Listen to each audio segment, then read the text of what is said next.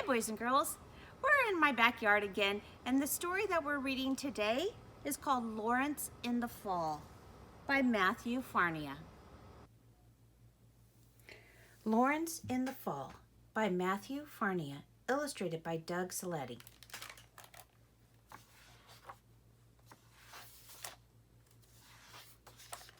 When Lawrence saw the chalkboard, he froze. Bring in something you collect to show the class. Everyone in class made plans to show off their impressive collections. I'll bring my playing cards, coins, silk ribbons. I collect combs, my marbles.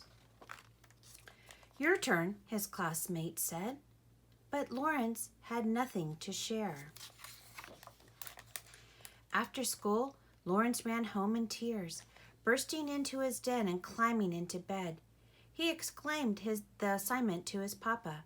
I have nothing for show and tell, Lawrence sobbed. Ah, said Papa, I see. I know a place where we might find a collection fit for a special fox like you. Early the next morning, Papa took Lawrence's paw and led him into the forest.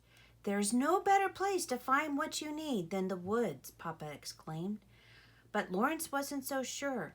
The path into the forest only got darker and darker,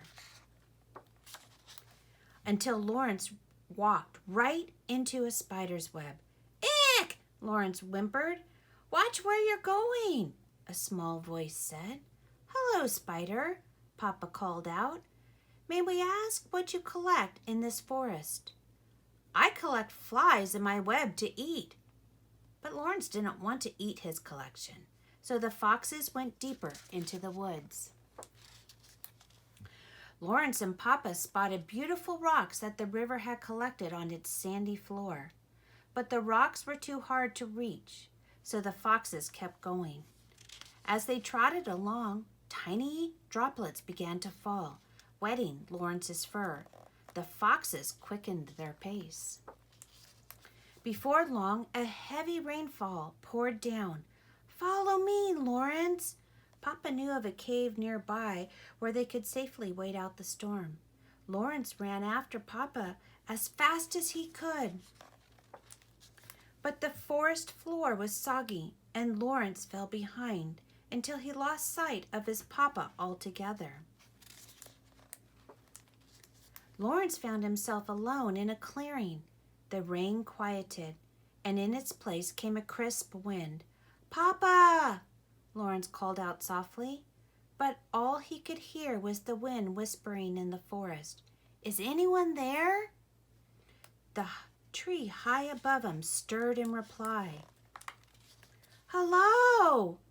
Lawrence said a little louder.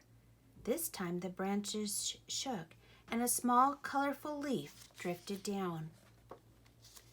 Lawrence was in awe of the beautiful leaf. Its perfect tips faded from red to orange. There you are, Papa exclaimed as he rushed into the clearing.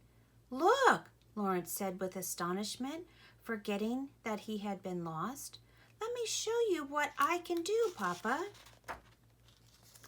Lawrence led his father to a grove of taller trees, where he took a big breath, tilted his head back, and called out, Hello up there!